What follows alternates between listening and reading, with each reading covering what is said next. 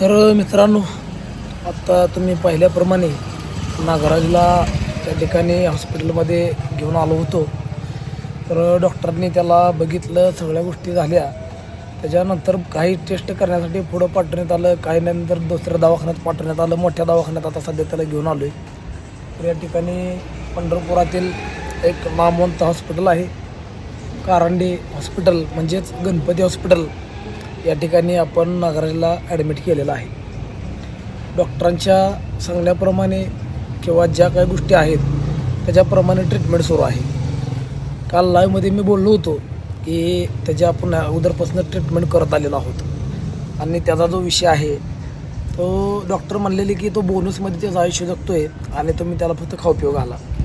पण मध्यंतरी त्यानं आश्रम सोडला असेल किंवा बऱ्याच अशा गोष्टी झाल्या, परत तो आपल्याला सापडला अक्कलकोट मेंदरगी या गावामध्ये. त्या सगळ्या गोष्टी तुम्हाला माहीत आहे, या गोष्टी बोलण्याचा अर्थ नाही मित्रांनो.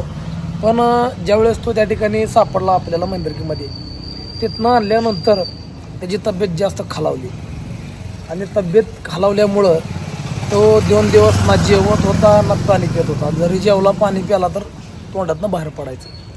काल परवा तर असा विषय झाला की त्याच्या तोंडातनं पस यायला लागलं, म्हणजे त्याची जी लाळ कंटिन्यू येते त्या लाळीमधनं पस यायला लागलं. तर डॉक्टरला मी त्यावेळेस फोन लावला तर डॉक्टर म्हणले की सलमान भाऊ, तुम्हाला अगोदरच आम्ही सांगितलेला आहे त्याचा कॅन्सरचा विषय आहे, त्याला गळ्याचा कॅन्सर आहे आणि तो त्याचं आयुष्य बोनसमध्ये जगतो आहे.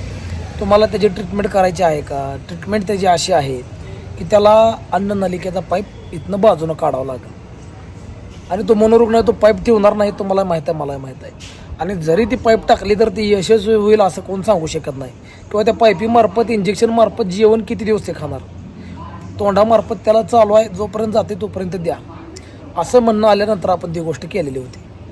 पण मित्रांनो, कालचा विषय जो झाला लाईव्हमध्ये काल रात्रीच्या, तर काही जणांनी एवढ्या भयानक अशा कॉमेंट केल्या की मी माझ्या स्वप्नात विचार करू शकत नव्हतो की एवढे पण वाईट कमेंट करणारे लोक असतील. अहो, समाजकार्य करतो ह्या गोष्टीचा भान असावा मित्रांनो. त्याच्यावरती मला जास्त बोलायचं नाही, कारण माझ्या मागं लई आहे. दवाखान्यात जायचं, सगळे ट्रीटमेंटच्या बाजू बघायच्या, गोळ्या औषधं आणायच्या, रिपोर्ट्स काढायला आले तर रिपोर्ट काढायला घेऊन जायचं, बरंच डोक्याच्या मागं आहे. बिट्टू सिंग पशी बी दवाखान्यात येऊन जावं लागतं, आश्रमकडे लक्ष द्यावं लागतं. मित्रांनो, माझ्याकडे जेवढे पैसे तेवढे मी 100% खर्च करणार. जेवढी माझी ऐपत आहे तेवढं मी नक्कीच खर्च करणार. कारण त्याला मी कुठल्या सरकारी दवाखान्यात नेलं नाही, त्याला मी कुठल्या सरकारी दवाखान्यात नेलं नाही, तर त्याला आपण प्रायव्हेट हॉस्पिटलला आणलेलं आहे. आणि प्रायव्हेट हॉस्पिटलला आणायचं कारण की मला वाटतं की त्याचा जीव वाचावं म्हणून मी त्याला प्रायव्हेट हॉस्पिटलला आणलं. आणि ह्याच्या अगोदर पण आपण आपल्या आश्रममधील दशरथ नावाचा मुलगा आजारी होता, तर त्याला लोणी काळभोरला विश्वराज हॉस्पिटलला ॲडमिट केलं होतं. का केलं होतं की आपल्यालाही वाटतं की आपल्या आश्रममधील सदस्याचा त्याचा जीव वाचावा म्हणून प्रायव्हेटला ॲडमिट केलं. आणि जे वाईट कमेंट करत होते त्यांना एवढं सांगणं आहे माझं, महाराष्ट्रात एवढे अनाथ आश्रम आहेत, एवढे आश्रम आहेत, जे लोक स्वतःच्या स्वार्थासाठी आश्रम चालवतात. ही लोक कधीतरी त्यांच्या आश्रममधला सदस्य आजारी पडल्यावरती प्रायव्हेट दवाखान्याला घेऊन जातात का? ह्याचं उत्तर मला द्यायचं. कुठला सुद्धा आश्रमाला प्रायव्हेट दवाखान्यात कोणालाच कधीच नेत नाही. तो फक्त उपजिल्हा रुग्णालय, ससून सरकारी हॉस्पिटल, ह्याच्या पलीकडं कोण कुठं नेत नाही. मी चांगला अभ्यास करून बसलो. राहिला विषय वाईट कमेंट करणाऱ्याचा, बॅड कमेंट करणाऱ्याचा, महाराष्ट्रातलं एकमेव असा अनाथ आश्रम आहे जे वर्षाचे 365 दिवस आश्रम लाईव्हमध्ये दाखवतं आणि प्रत्येक आश्रमच्या सदस्याची माहिती व्हिडिओ मार्फत दाखवतो. बाकीच्या आश्रममध्ये कुठंच दाखवलं जात नाही. का दाखवलं जात नाही? जिथं काम प्रामाणिक आहे तेच दाखवलं जातं ना. जिथं काम प्रामाणिक नाही ते कधी दाखवत नाही. आणि सरकारी दवाखान्यामध्ये नेऊन सोडतात, परत विचारायला सुद्धा जात नाही. पण आपण प्रायव्हेट दवाखान्यात आणून पेशंटसोबत राहून ट्रीटमेंट करून घेतो. तर एवढं सांगणं आहे. आणि आपल्या आश्रममध्ये 1 नाही तर 8 CCTV फुटेज आहेत, कॅमेरे आहेत. हक्कानं गर्वानं सांगतो, माझं काम प्रामाणिक आहे म्हणून मी दाखवतो आणि दाखवणार. वाईट कमेंट करणाऱ्याची मला काही घेणं देणं नाही, कारण ते एक म्हण आहे की गावानं वळवून टाकले लोकच वाईट बोलत असतात. तर त्याबद्दल मला बोलायचं नाही.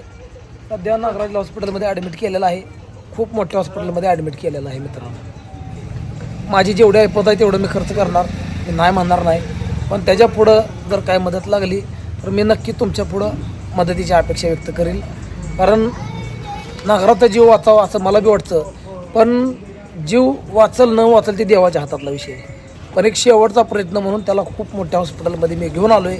माझा शेवटचा प्रयत्न यशस्वी हो न हो, पण माझ्या मनात एक खंत राहणार नाही की आपण जर त्याला चांगल्या हॉस्पिटलला नेलं असतं तर जीव वाचला असता, चांगल्या हॉस्पिटलला नेलं असतं तर जीव वाचला असता, ही खंत माझ्या मनात राहणार नाही. कारण मी आश्रममधील सदस्याला सरकारी दवाखान्यात नेणारा माणूस नाही, ही पहिला लक्षात घ्या. बाकीच्या आश्रमवाल्यासारखं आश्रममधला सदस्य आजारी पडला तर उपजिल्हा रुग्णालय, सरकारी दवाखाना आणि ससूनसारख्या हॉस्पिटलमध्ये नेऊन सोडून येणारा मी माणूस नाही. आणि माझं समाजकार्य माझ्यासाठी प्रामाणिक आहे. ज्याला प्रामाणिक वाटतं ते नक्कीच माझं सपोर्ट करतात, आणि ज्या लोकांचं मनच घाण आहे त्यांना सगळं घाणं दिसणार. तर मित्रांनो, मी प्रत्येक वेळेस एक शब्द बोलत असतो, महाराष्ट्रातलं एकमेव अनाथ आश्रम जी रोडवरील निराधाराला सांभाळतो. हक्कानं सांगतो, सांभाळतो, तुमच्या मदतीवर सांभाळतो. मी लय मोठा माणूस नाही. यूट्यूबचं पेमेंट आणि लाईव्हच्या माध्यमातून येणाऱ्या पेमेंटवर मी सर्व अनाथांचं संगोपन करतोय. महाराष्ट्रातलं एकमेव अनाथ आश्रम कुठल्याही प्रकारचं शासकीय अनुदान नाही, शासकीय मदत नाही. ना ATG निधी आहे, ना एअरटेल निधी आहे, ना CSR निधी आहे. कुठल्याही प्रकारचा निधी येत नाही. यूट्यूबचं पेमेंट, यूट्यूबची मदत आणि लाईव्हच्या माध्यमातून येणारी तुमच्या सर्वांची मदत आणि जेवणाच्या पंक्तीची मदत, एवढ्याच गोष्टीवर आपलं आश्रम चालतं. दुसरं कुठलंच आपल्याला साधन नाही आहे. आणि आश्रममधला सदस्य आजारी पडल्यानंतर बाकीच्या आश्रमवाल्यासारखं सरकारी दवाखान्यात नेऊन आपण टाकत नाही. आपण प्रायव्हेट दवाखान्यामध्येच घेऊन येतो आणि मोठ्या दवाखान्यात घेऊन येतो. आणि एक मनात विश्वास आहे की माझ्याकडे जेवढे पैसे आहेत तेवढे मी नक्कीच खर्च करेल. पण जर काय कमी जास्त लागली, मदत लागली, तर ही माझी जनता, हे माझं आपलं यूट्यूब सबस्क्राईब करणारी माणसं किंवा जी माणसं मनापासून दान धर्म करतात, ही लोक मला कधी काय कमी पडू देत नाहीत. दसऱ्याच्या टायमिंगला पण लोकांनी बरीच अशी मदत केली आणि दसऱ्याचा जीव वाचवला. नागराजच्या वेळेस पण हा मनात विश्वास आहे की बरीच लोक मदत करतील आणि नागराचा जीव वाचवतील. मित्रांनो, प्रामाणिक काम करतोय त्यामुळे सपोर्ट करा एवढीच विनंती करतो.